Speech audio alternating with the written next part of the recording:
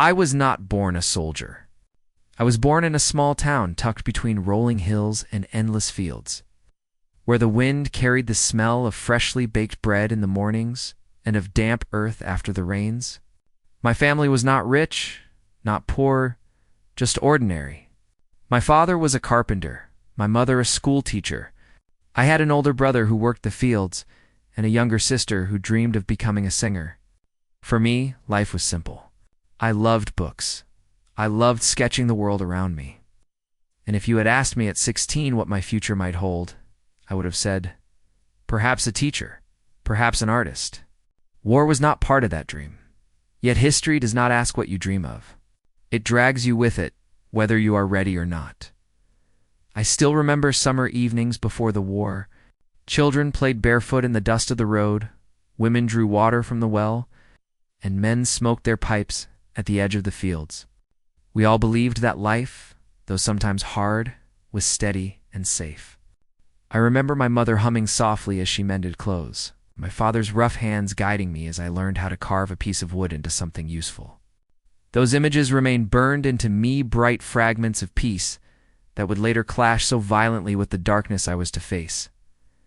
As I grew older, the world beyond our small town seemed to darken. Rumors spread quickly, whispers of armies moving, of countries arming themselves, of speeches delivered in faraway capitals, filled with promises of glory and veiled threats. We listened to radios that crackled with news, each report sounding more ominous than the last. At the marketplace, people argued about whether the war would reach us or whether it was just another distant storm. My father would shake his head and mutter that storms, no matter how far, always bring rain. Then came the posters. Bold letters painted across walls. Young men in uniforms smiling proudly, calling others to join them. For the fatherland, they said. For honor. For survival. Every street seemed to bloom with propaganda, urging us to take up arms. The mood of the town shifted. Some were swept up with enthusiasm. Others, like me, felt a quiet dread. I did not rush to enlist. I was not a patriot in the fiery sense. But when the draft came, my choice no longer mattered. I kissed my mother's cheeks, hugged my sister so tightly that she complained she could not breathe, and shook my father's hand. He said only, "Do what you must to survive." Come back the day I left, I carried nothing but a small suitcase, a photograph of my family, and a heavy, suffocating uncertainty. On the train packed with boys my age, we sang songs at first, nervous laughter bubbling out of us.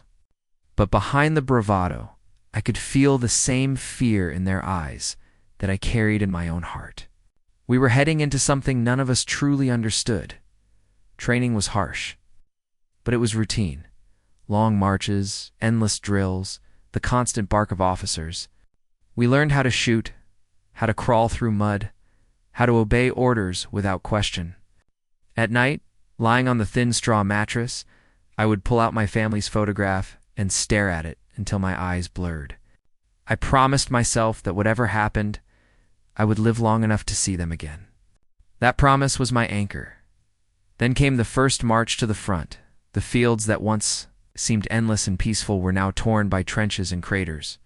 The air stank of smoke and oil. The sound of artillery echoed constantly, distant but unrelenting. My unit was ordered forward into positions already scarred by fighting. My stomach churned as we waited in the dugout, clutching rifles that felt heavier than the earth itself. When the attack came, it was chaos. The world exploded into deafening noise, artillery shells shrieking overhead, machine guns rattling like the devil's own drums. Men screamed, some with courage, some with terror. I saw bodies fall beside me before I even realized we were under fire. I remember the taste of dirt in my mouth as I threw myself to the ground, the vibration of the earth shaking my bones. I fired blindly, hardly knowing at what. Smoke blinded me, sweat stung my eyes, and all around me men were running, shouting, dying. My commander's voice was lost in the storm, and then sudden silence, or so it seemed. My rifle was wrenched from my hands. I turned and found myself staring down the black barrel of an enemy soldier's weapon. His face was pale, smeared with grime, but his eyes were calm, detached. I froze. My hands rose without thinking. My knees buckled. Around me, others were also disarmed, shoved together like sheep to slaughter. The battle had ended for us before it even truly began. They marched us away under guard. Every step away from that battlefield felt like a step away from everything I had ever known. Family, home, freedom. The sound of boots on dirt, the jangle of rifles at our backs. The hollow laughter of guards, all of it pressed down on me like a weight too heavy to bear. I was a prisoner in that moment. The war ceased to be about honor or survival in the abstract. It became brutally personal. My world had shrunk to chains and watchtowers, to the iron bars of a camp I had never imagined existed, and I did not know then that this captivity would be the beginning of my most desperate battle, the battle not with bullets or shells, but with hunger, despair, and the relentless urge to escape. The day I left home is carved into my memory with painful clarity. My mother pressed a folded handkerchief into my palm, whispering that it carried her prayers. My father, less given to words, shook my hand firmly and slipped a small photograph of the family into my pocket. My younger sister clung to my arm until a soldier urged her to let go.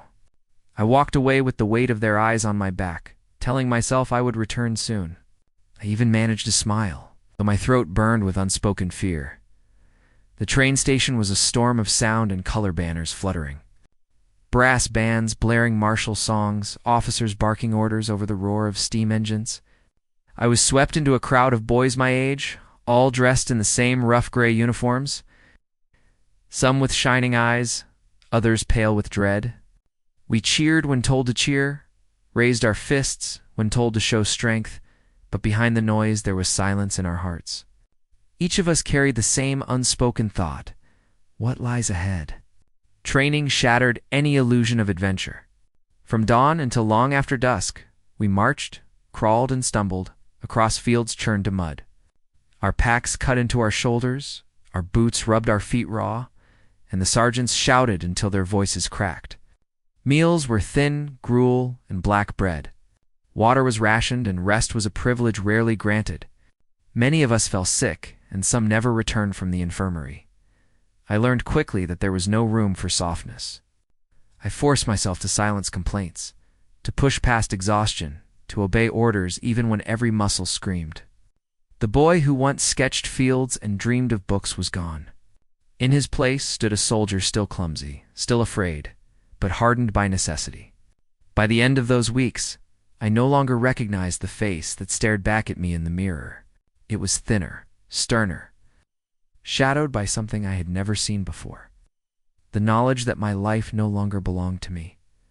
Asterisk after the first brutal weeks. The rhythm of military life settled into something almost bearable. Each day was a repetition of drills, inspections, and endless cleaning of rifles that never seemed clean enough. Yet within that grind, friendships began to grow fragile at first. Then, strong enough to keep us standing, we slept in long wooden barracks. Bunks stacked too high, the air heavy with the smell of damp wool and sweat. At night, when the sergeant's boots stopped echoing and the lamps burned low, we whispered stories to one another. Some spoke of farms waiting for them, of mothers who baked bread with thick crusts, of girls they promised to marry. Others said nothing, staring at the ceiling as if searching for home in the shadows above. There was one boy I grew close to, Andre. He had the quick smile of someone who refused to surrender to misery. He shared his bread with me more than once, insisting he wasn't hungry, though his stomach growled as loudly as mine. In return, I gave him the handkerchief my mother had pressed into my palm, only for a single night, so he could breathe in the faint scent of home. We laughed at our own foolishness, but those small acts kept us human. By day, we pretended to be invincible. We marched in tight columns, boots striking the ground in unison, as officers shouted that we were the steel wall of the nation. We shouted back, voices raw, because shouting was easier than admitting how afraid we were. But in the quiet between drills, we leaned on each other. Andre would hum old songs while I sketched faces with a stub of pencil on scraps of paper. The sketches passed from bunk to bunk, earning quiet smiles from boys who had almost forgotten how to smile. Still, the war was never far. We watched trains loaded with soldiers heading toward the front, some waving cheerfully, some silent as stone. The wounded returning from the lines were fewer, but their broken bodies spoke louder than words. Each time I saw them, I felt a knot tighten in my chest. The others felt it too, though we rarely spoke of it. In those barracks, we became more than soldiers. We became brothers, bound by fear and laughter, hunger and hope. We were boys remade by hardship, clinging to each other in the belief that together, somehow, we could survive what was coming. The day of our first mission arrived with a chill that seeped into my bones. We were ordered to march toward the front, rifles slung over our shoulders, packs heavy with gear. The road was thick with mud, churned by the wheels of supply wagons and the hooves of horses. We marched in silence, save for the rhythmic tramp of boots and the occasional bark of an officer urging us forward. The air was different near the front. It smelled of smoke and oil, of something metallic and sharp blood, though I did not yet know it. Overhead, planes droned, their shadows racing across the fields. From far ahead came the dull thunder of artillery, a sound that grew louder with every step. My heart hammered against my ribs, each beat a reminder that I was marching toward something I did not understand. When we reached the trenches, the world changed. The earth was scarred by craters, littered with helmets, rifles, and sometimes bodies half buried in the mud. The trench itself was a narrow, foul-smelling ditch, crowded with men whose eyes were ringed with exhaustion. They looked at us, the fresh recruits, with a kind of pity that chilled me more than the wind. Then came the order. Forward, we climbed from the trench and stumbled into a storm of noise and fire. The sky erupted with shells, the ground shaking beneath our boots. Machine guns rattled in the distance, cutting down men like stalks of wheat. I fired my rifle, though I could not see at what. Smoke and dirt blinded me, and my hand shook so badly I nearly dropped the weapon. Around me, men screamed, some calling for medics, others calling for their mothers. I saw Andre fall. One moment he was beside me, his mouth open as if to shout something. The next he was on the ground, blood blooming dark across his chest. I reached for him, but a shell exploded nearby, throwing me into the mud.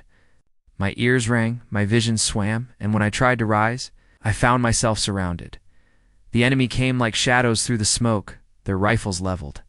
My weapon was gone, torn from my grasp in the chaos. Hands grabbed me, forced me to my knees. I looked up into the face of a soldier no older than myself, his eyes hard but strangely distant. He gestured with his rifle, and I raised my hands. It was over. Our unit had been broken, scattered like leaves in a storm. In less than an hour, all the training, all the shouting of officers, all the promises of glory had dissolved into mud and blood.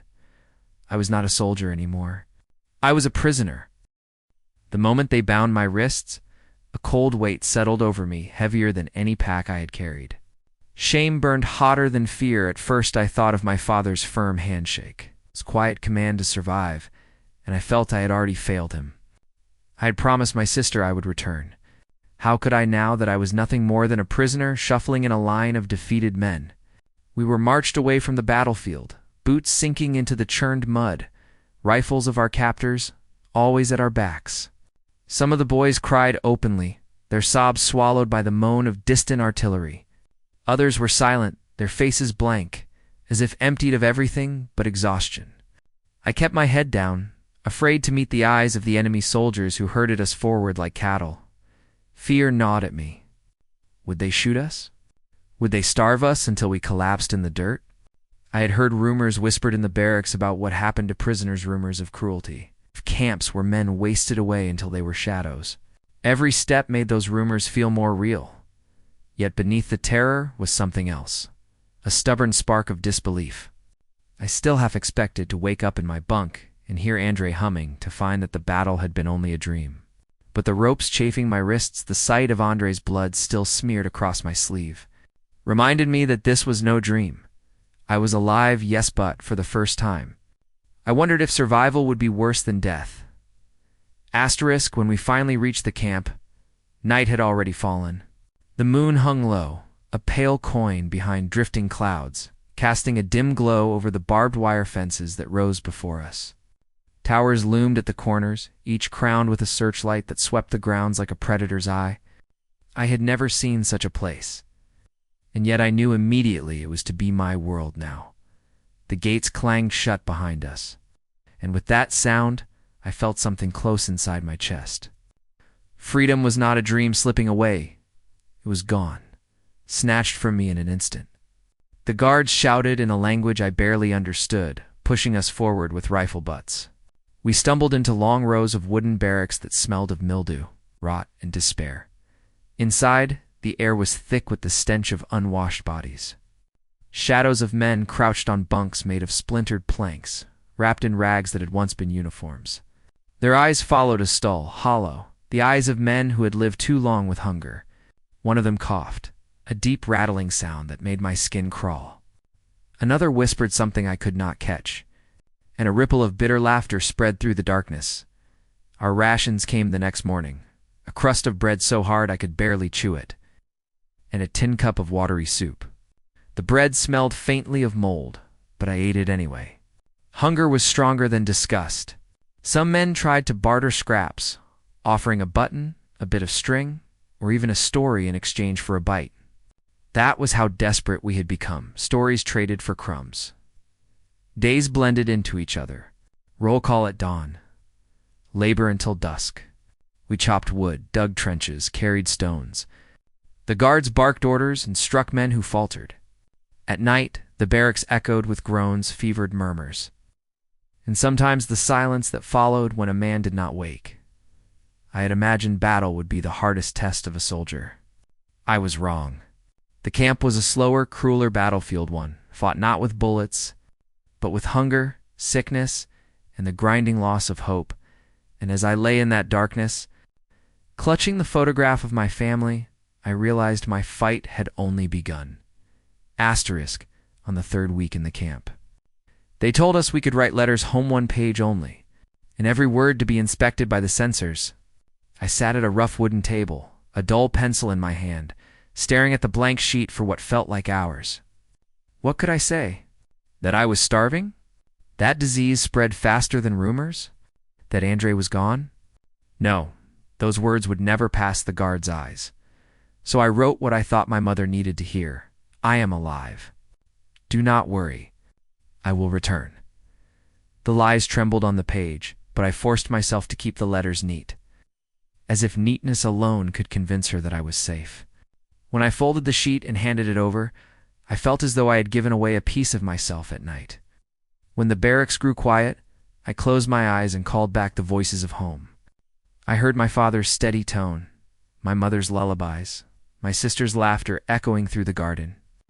I remembered the smell of bread from our oven, the rough warmth of the family dog pressed against my legs, the way the fields turned golden in summer. Those memories were both torment and salvation. They reminded me of all I had lost, but they also whispered that life beyond these fences still existed, and if it existed, then perhaps I could reach it again. The days in the camp bled into one another until I lost all sense of time. There was no sunrise, no sunset. I know the shrill blast of the guard's whistle at dawn and the clang of the gates at night. From the moment I opened my eyes to the moment I collapsed on the wooden planks that served as a bed. Life was measured in commands barked in a foreign tongue, in aching muscles, and in the gnawing emptiness of my stomach, hunger was our constant companion. The rations, if one could call them, that were laughable, a crust of bread, often hard and speckled with mold, and a cup of thin soup in which a stray cabbage leaf floated like a treasure. Men fought over crumbs, scraping bowls with trembling fingers. Once, I saw a prisoner dig through the mud outside the barracks for potato peels, discarded by the guards. No one laughed. We all understood. Hunger stripped away shame. The cold was merciless. Winter swept through the camp like a conqueror, filling the barracks with icy drafts that cut through the threadbare blankets. At night, we huddled together, pressing our bodies close to share what little warmth we had. Frost formed on the inside of the walls, glittering like cruel jewels in the pale moonlight. Some men simply didn't wake up in the mornings, their bodies stiff and silent, claimed by the frost in their sleep. And then there was the labor. Every day, we were marched beyond the fences to work. Some days we chopped wood until our hands blistered and bled. Other days we hauled stones from one side of the camp to the other, only to be told to move them back again. The futility was the point, to break us, body and spirit. Guards prowled among us, rifles slung lazily, striking with boots or rifle butts at the slightest falter. I saw one man collapse from exhaustion, too weak to rise. A guard dragged him by the collar, dumped him into the dirt, and left him there. He never returned. What astonished me most was how quickly cruelty became ordinary. At first, I flinched at every blow, every insult, every groan of a man beaten too long. But soon, I stopped reacting. I stopped seeing faces and began seeing shadows, moving and fading one by one. That frightened me more than the hunger or the cold, the realization that my own humanity was slipping away, that I was becoming numb to suffering. Still, there were moments, brief as sparks, when I remembered who I was. The photograph of my family, folded and hidden in my shirt, became my talisman. When I touched it, I recalled my mother's voice, my sister's laughter, my father's steady hands. Those memories stood against the endless gray, fragile but defiant. Life in the camp was not measured in victories or defeats. It was measured in breath. One more day? Survival itself was the only act of resistance left to us. And though each dawn brought only more hunger, more labor, and more cold, I clung to that act with everything I had. Asterisk hunger was cruel, but sickness was merciless. The barracks were a breeding ground for disease-filthy straw on the floor, stagnant air, and bodies pressed too close together. Coughs rattled through the darkness each night like a grim chorus. Fever took hold quickly. One day a man shivered under his blanket. The next he was drenched in sweat, eyes glassy, muttering nonsense until silence fell. Dysentery swept through us as well. The stench of waste clung to every corner. There were no doctors, no medicine, only hope. And hope was in short supply.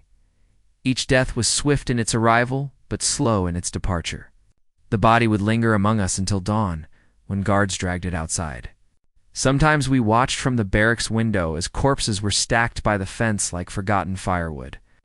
At first, I forced myself to look away. Later, I stopped noticing. The dead blended into the landscape of suffering, part of the background of our days. That numbness frightened me more than the sickness itself. But the guards had other tools besides hunger and disease. They enjoyed breaking us in ways that went beyond the body. Some mornings, we were forced to stand for hours in the freezing wind during roll call, stripped of our coats, while guards jeered and laughed.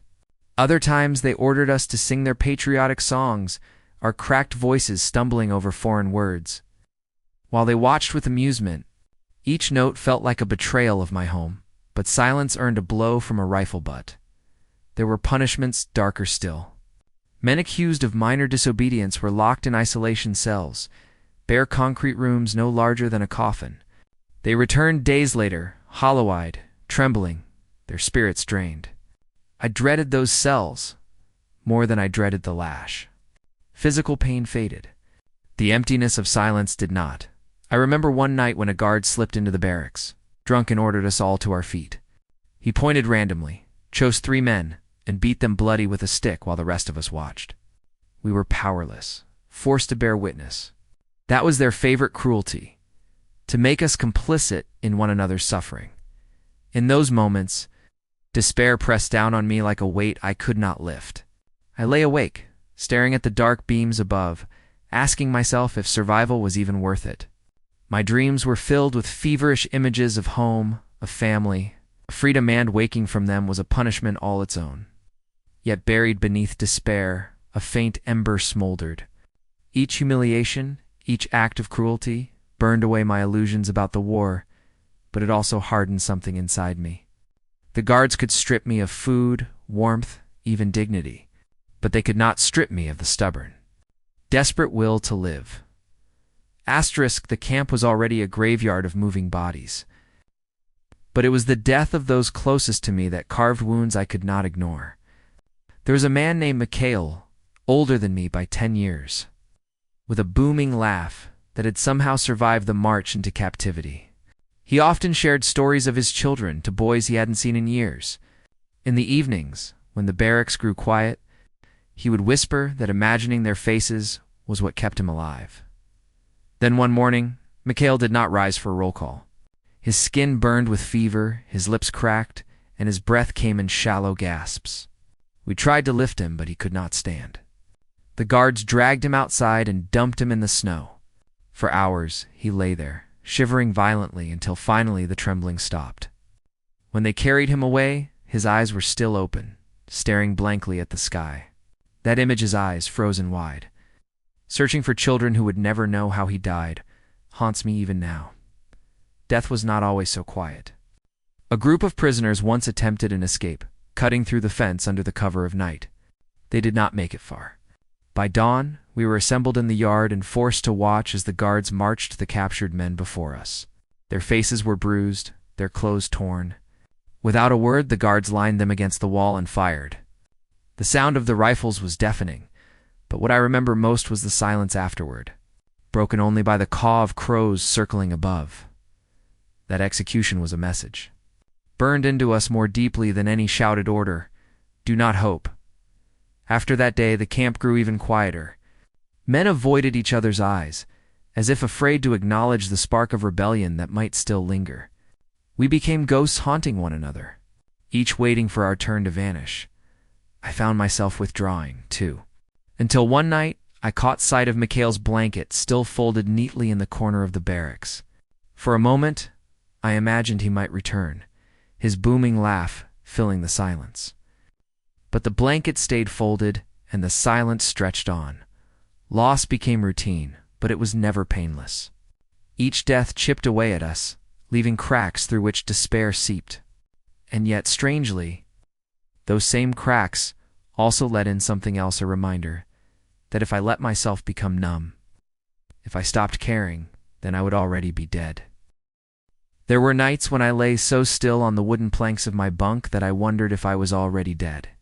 My body ached, my stomach clawed at itself with hunger, and the weight of despair pressed down on me until I could barely breathe. I watched men around me slip away one by one, not with the violence of battle, but with the quiet surrender of exhaustion. Part of me longed to follow them, to close my eyes and be done with it. But each time that thought crept in, something else rose to fight it. I would feel the photograph of my family pressed against my chest, the edges worn soft from my fingers. I would hear my father's last words: "Do what you must to survive. Come back." I would see my mother's face, lit by the warm glow of the kitchen fire, and hear my sister's laughter echoing down the garden path. Those memories stabbed at me like knives, but they also pulled me back from the edge. At first, I told myself I endured for them. Every breath I drew was a promise to see them again. But gradually, something changed inside me. I realized that even if fate never let me return, survival itself was defiance. Every day I lived was proof that the guards had not won, that the war had not swallowed me whole. The more the camp tried to strip us of humanity, the more fiercely I clung to mine. When a fellow prisoner stumbled under the weight of stones, I offered a shoulder, even though it slowed me down. When someone coughed blood into his hands, I shared my rag to wipe it away, even knowing sickness might take me too. These small acts gave me purpose. They reminded me that I was not just surviving for myself, I was surviving as a witness, as a man who might one day tell the world what was done here. Hope, I discovered, was not a blazing fire. It was a fragile ember, hidden deep, easily smothered, but never entirely extinguished. The guards could starve me, freeze me, beat me, but they could not touch that ember unless I let them. And so I guarded it fiercely with every breath in the silence of the barracks. Surrounded by broken men, I whispered a vow to myself: I will not die here. I will endure. I will escape. Asterisk. Once the ember of survival caught fire inside me, I began to look at the camp differently. Where before I had seen only fences and towers, now I saw patterns: the rhythm of the guards' boots, the sweep of the searchlights, the way the dogs circled at night. Survival alone was no longer enough. If I was to keep my vow, I would need to escape. It began with observation. Every morning during roll call, I forced myself to appear broken, head bowed, shoulders slumped, as if I no longer cared. But my eyes were sharp, noting which guards were lazy, which ones grew bored near the end of their shift. I watched the change of the searchlights, counting the seconds between each sweep, till I could recite their rhythm like a prayer. I soon realized I could not do it alone. I started quietly testing the men around me, speaking in half sentences, gauging their reactions. Most were too beaten down to even imagine escape, but a few still carried sparks in their eyes. One of them was Stefan, a wiry man with a scar across his cheek who had once been a miner. He knew how to dig, how to measure earth, how to feel its weight. Another was Tomas, a farmer who could navigate by the stars. Together, in whispers during the dead of night, we began to form a plan. We met in secret, huddled close on the bunk so our voices would not carry. Our conversations were disguised as idle talk about families or home. But beneath those words we spoke of fences, of shadows, of opportunities. We scratched crude maps into the dirt with bits of wood, racing them with our boots before dawn. The greatest danger came not from the guards, but from our fellow prisoners. Desperation made men unpredictable, and one word spoken in exchange for an extra crust of bread could doom us all. For that reason, we trusted only a handful. Even among ourselves, silence was our shield. Each day of labor became a reconnaissance mission. Stefan marked which tools might be stolen without notice. Tomas charted the stars above the camp, memorizing their path, and I counted steps from the barracks to the outer fence, minutes between patrols, the distance to the tree line beyond. Numbers became my weapon, discipline my armor. Still, doubt gnawed at me. At night, staring into the dark rafters, I asked myself if it was madness to hope. The execution of the last escapees still echoed in my memory. The guards wanted us to believe that death was the only reward for defiance, but even that fear began to change its shape. Dying in the attempt felt less terrible than rotting away behind these walls. One night, as the wind rattled the barracks door, Stefan leaned close and whispered, "Soon, if we wait too long, we won't have the strength left." His eyes gleamed in the shadows. I nodded, my heart pounding. The ember of hope had become a flame. We were no longer just prisoners. We were conspirators, bound by a dangerous, desperate dream. Freedom. Asterisk, our fragile plan had lived only in whispers and shadows, but even shadows have ears. One evening, just as the barracks settled into uneasy silence, I felt the shift in absence where Stefan's voice should have been, the nervous flicker in Tomas's eyes. Something was wrong. The next morning confirmed it. During roll call, the guards pulled Stefan from the line. He didn't struggle. He simply lowered his head as they dragged him away. I caught only one last glance of his face, haunted, ashamed. Hours later, rumors rippled through the camp. Stefan had bargained. In exchange for an extra ration, he had told the guards everything. The betrayal cut deeper than hunger or the lash. It wasn't just the danger it brought. It was the realization that trust itself was fragile here, as fragile as our bodies. That night I lay awake, every creak of the floorboard sounding like the tread of boots coming for me. My heart pounded until dawn, yet no guards came. Perhaps Stefan had told only part of the story, or perhaps the officers dismissed it as the delirium of a starving man. Either way, the plan now trembled on the edge of collapse. For days we lived in fear. Tomas avoided my eyes, and I could not blame him. Every moment felt like the pause before an axe falls. But strangely, the guards did not tighten their watch. They seemed distracted, whispering among themselves, more tense than usual. Then we learned why the camp was to be emptied. Orders had come down. We would be moved deeper into enemy territory, to a place where escape would be impossible. The announcement hit us like a blow. Men slumped against the walls, muttering prayers or curses. For me, it was something worse than despair. It was finality. If we did not act now, our chance would vanish forever. That night, Tomas finally spoke, his voice low and harsh. If we wait, we're finished. Better to risk it now, even if it kills us. I stared at the dirt floor, feeling the weight of his words. The betrayal, the threat of transfer, the months of hunger and humiliation, all of it converged into a single truth. Waiting was death. Acting was the only chance at life. In that moment, fear became something else fuel. The decision was made not by courage alone, but by the unbearable certainty of what awaited. If we did nothing, we would escape. Not tomorrow, not someday now. The night we chose was moonless, the sky a shroud of black, stitched with only a handful of faint stars. The cold gnawed at us, sharp enough to make our teeth chatter, but we dared not make a sound. Every breath felt like a confession, every heartbeat like a drum too loud. Tomas and I had prepared for weeks, stealing scraps of wire, memorizing the sweep of searchlights, watching the guards until their routines lived in our bones. Now, as we crouched in the shadows beside the barracks, the weight of that knowledge pressed down like a final prayer. The first patrol passed 2 guards. Rifles slung lazily, boots crunching on the frozen earth. We held our breath until their footsteps faded. Then Tomas gave me a nod. It was time. We crawled across the yard, our bellies scraping the dirt, hands numb from the cold. The fence loomed before us, coils of barbed wire glinting faintly under the searchlights. Every flicker of light felt like the gaze of a god deciding our fate. Tomas pulled out the wire. Cutters we had fashioned from stolen metal.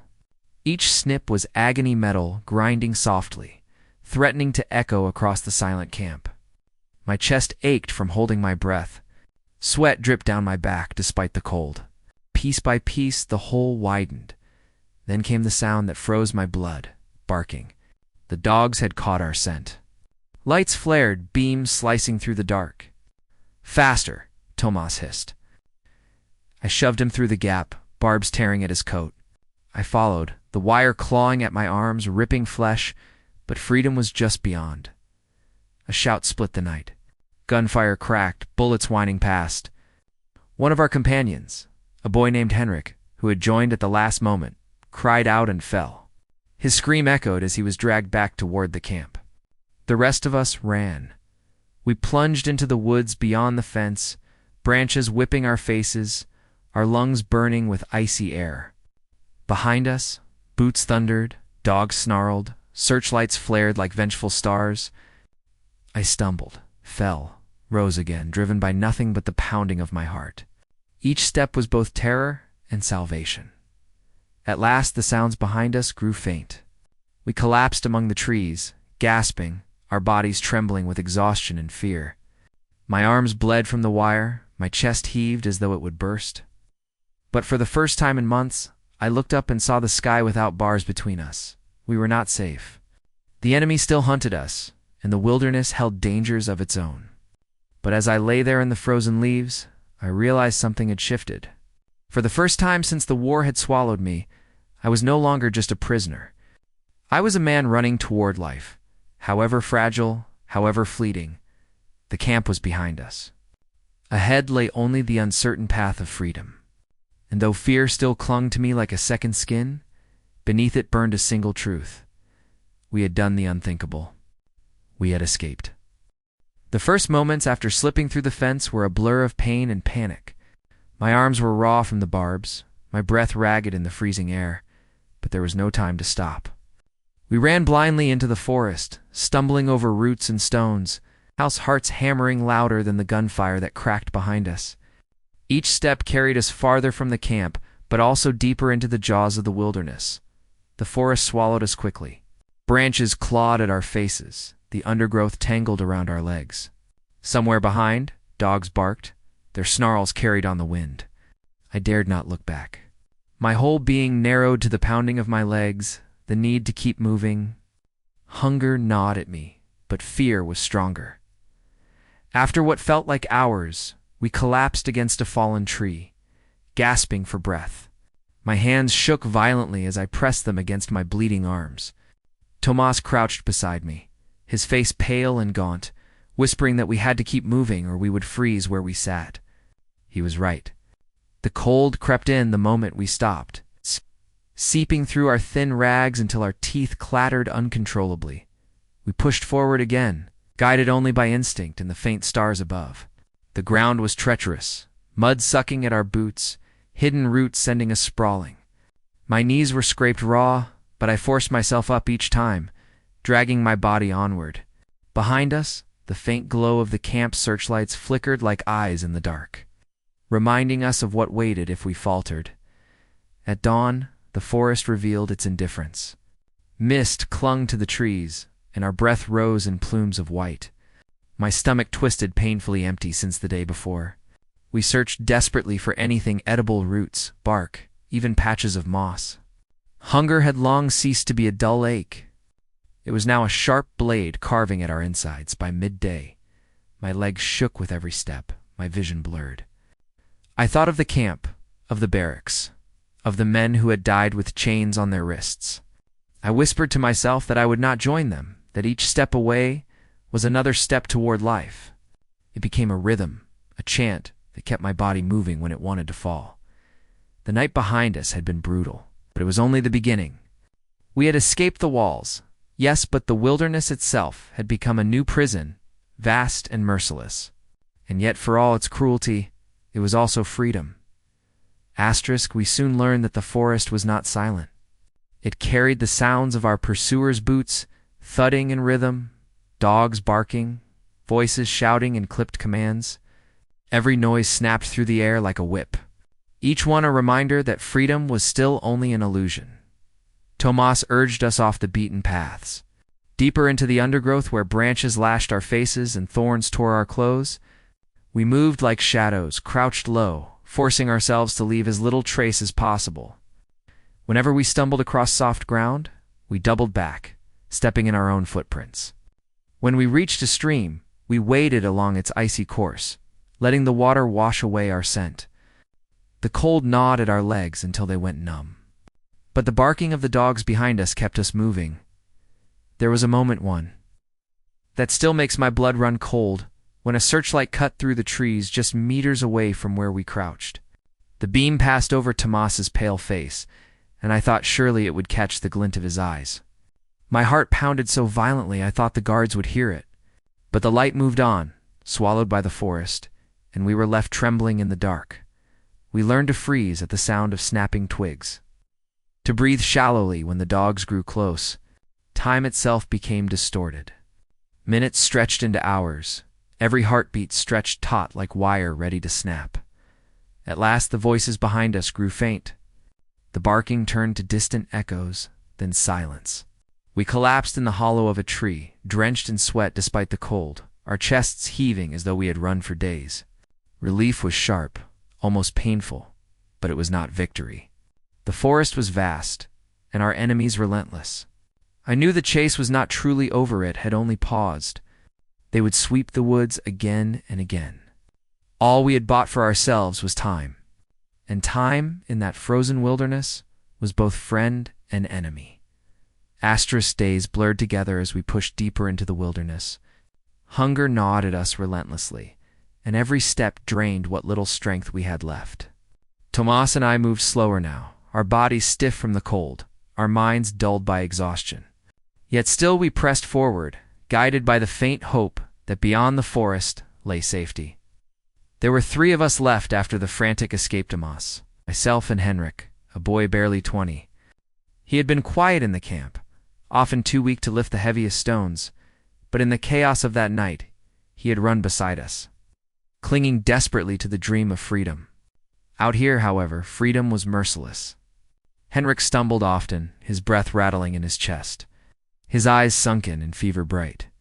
One evening, as dusk settled like ash over the trees, Henrik collapsed. His body simply refused to rise again. We tried to lift him, each of us taking an arm, but he sagged like a dead weight. His lips trembled as he whispered, "Go. Leave me. They'll catch us if you stay." I shook my head violently, refusing to hear it. But then we heard at the distant baying of dogs, faint but unmistakable. They were sweeping the forest again. Tomas met my eyes, his expression carved from stone. "If we stay, all of us die." Henrik's hand found mine. It was icy cold, trembling. "Tell them I tried," he whispered. "Tell them I fought." There was no time. Tears burned my eyes as Tomas and I pulled away, stumbling onward into the dark. Behind us, Henrik's breathing grew fainter, until it was drowned out by the barking of dogs and the crack of rifles. The forest swallowed the sound, but it echoed inside me long after. That night, by the glow of a small fire hidden beneath a fallen log, I sat with my head in my hands. Guilt gnawed at me more cruelly than hunger. We had left him. Perhaps he had bought us minutes, perhaps only seconds, but those minutes were the reason I still breathed. Survival suddenly felt like theft life stolen from another, and yet, amid the grief, a fierce determination took root. If Henrik had given his life for our escape, then I could not waste mine. His sacrifice was now bound to me like a chain knot, a weight to drag me down, but a force pulling me forward. I whispered into the darkness, I will live. For him, for all of them. The forest was no friend to us. By day the sun gave little warmth. Its pale light filtered through a canopy of skeletal branches. By night the cold was a predator, creeping into our bones, gnawing at our will to move. Hunger was constant, a hollow ache that grew sharper with each passing hour. We scavenged desperately. Tomas dug at roots with his bare hands, pulling up scraps of bark and gnawed tubers hardly fit for animals. I caught insects beneath stones and forced myself to chew them, the bitter taste clinging to my tongue. Once, we found half-frozen berries. We ate them greedily, praying they were not poisonous. Hunger had stripped away all hesitation. Crossing rivers was the worst. One night we waded through a stream glazed with ice. The water clawed at my legs like knives, stealing my breath, making me stumble. When I reached the far bank, I collapsed, shivering so violently I thought my bones would shatter. Tomas dragged me to shelter beneath a fallen tree, pressing his thin body against mine to share warmth. For hours I lay there, teeth clattering, whispering to myself that I could not die not now. Not after all we had endured. The wilderness tested us more brutally than the camp ever had. At least in the camp, misery had a routine. Here, it was unpredictable. A sudden storm drove freezing rain through our rags, leaving us drenched and shaking. The wind howled through the trees, carrying with it the faint echo of wolves. Some nights, I swore I heard footsteps in the darkness, only to find nothing but the groan of shifting branches. Yet amid the cruelty, there was a strange, grim mercy. The forest, indifferent as it was, hid us. Its thorns tore at our skin, but its shadows shielded us from the searchlights and the patrols. It was a world that wanted us dead, but it was also the only reason we had not yet been caught by then. I no longer thought of escape as a single act. Survival had become a series of bargains, each step a pact with the earth, each breath a battle against the cold. And still, somehow I kept moving. Asterisk in the camp. I had thought of survival only in the smallest terms, one more crust of bread, one more day endured. But in the wilderness, stripped bare of everything familiar, I began to see myself differently. The boy who had once sketched fields and feared the bark of sergeants was gone. In his place stood someone leaner, harder, shaped by suffering like iron hammered in fire. At first I clung to life only for my family. Each step forward was a promise whispered to my mother, to my sister, to my father waiting at the door of our home. But after Henrik's death, after nights when the forest nearly swallowed us whole, I realized survival meant more than reaching them. It was about refusing to vanish silently into the machinery of war. There were moments when despair crept back, whispering that death would be easier. But each time I remembered Henrik's trembling hand, his plea to tell the world he had fought. I remembered Mikhail's eyes staring into the sky, wide and unblinking. They could not speak anymore, but I could. To live was to carry their voices, to become witness to what had been done. One night, lying under the branches, I whispered a vow into the darkness. If I make it through this, I will never waste another breath. I will tell their stories. I will make their deaths mean something. In that moment, I felt something shift. Fear still gnawed at me, but it no longer ruled me. My body was frail, my clothes in tatters, but inside a different strength had taken root. I was no longer only running from death. I was running toward a future I had to claim for them. For me. For the truth. Asterisk, by the time we stumbled into the foothills, days had blurred into one endless march of hunger and cold. Tomaz and I were all that remained of our small band.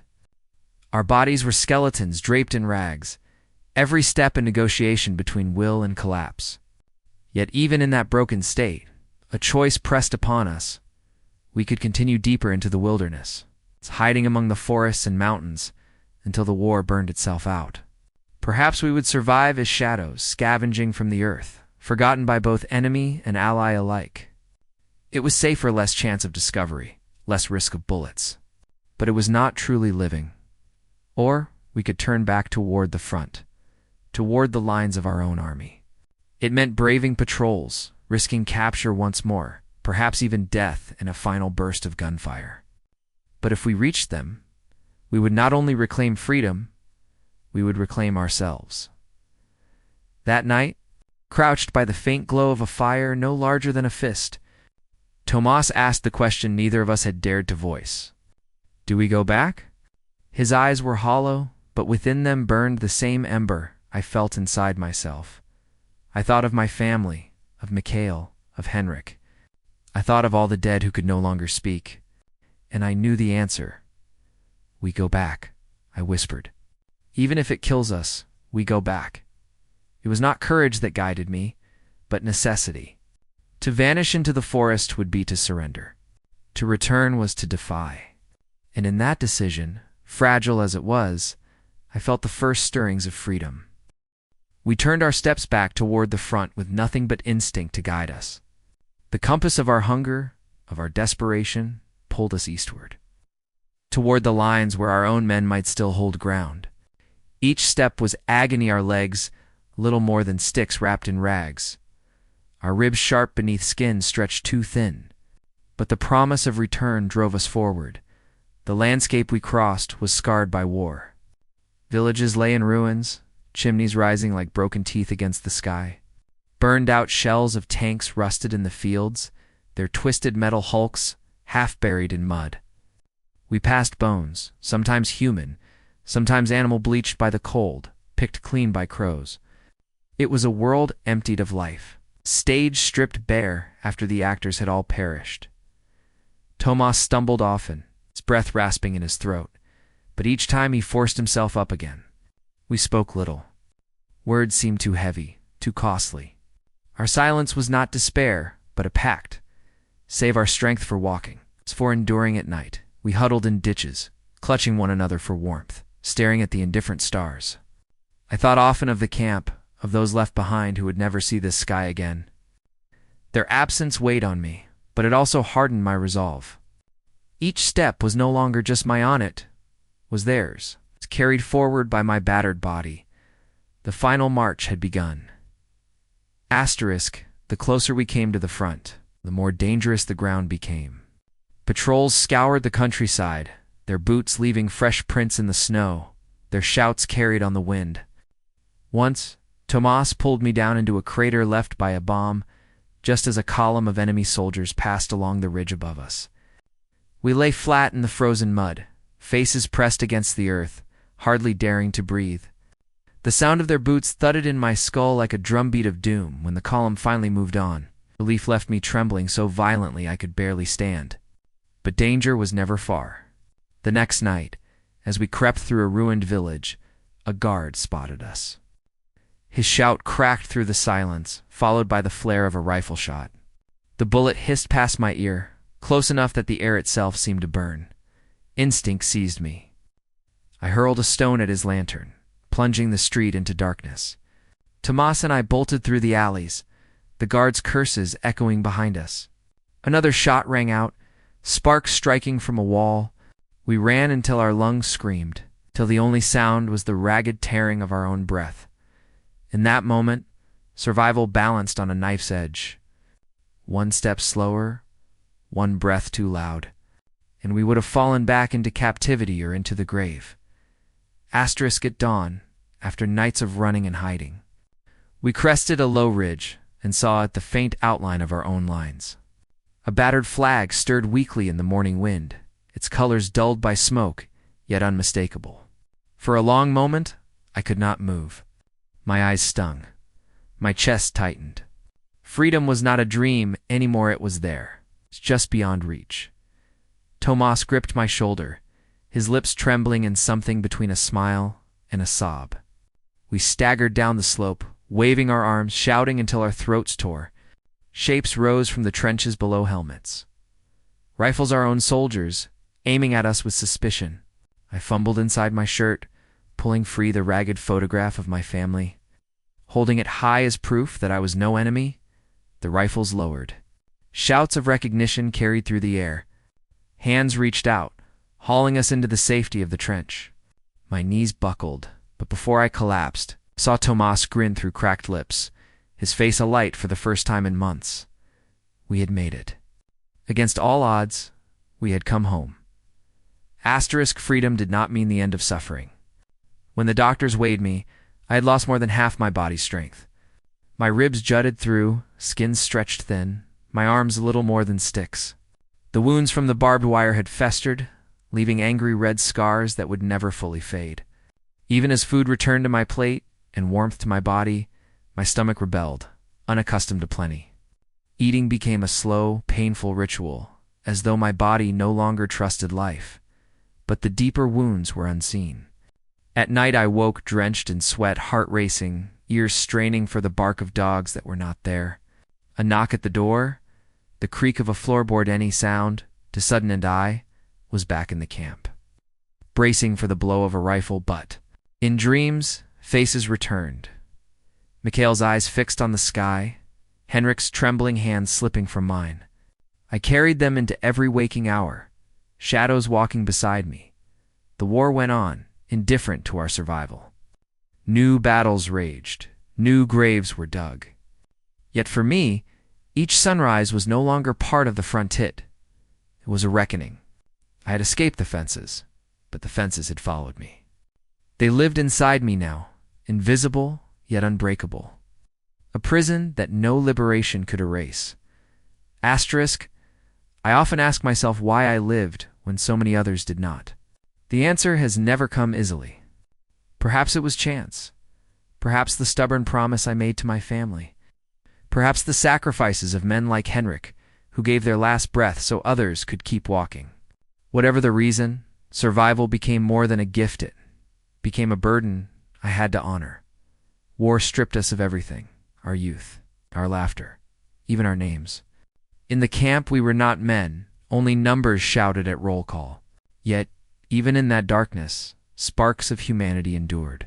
A crust of bread shared, a whispered song, a hand steadying another in the small acts of defiance that proved the guards could not truly own us. Those memories remain brighter than the cruelty. I live now as a witness. Every scar on my body, every nightmare that wakes me, is a testimony to what was done and what must never be forgotten. If I speak, it is not for glory or pity, it is for those who can no longer speak.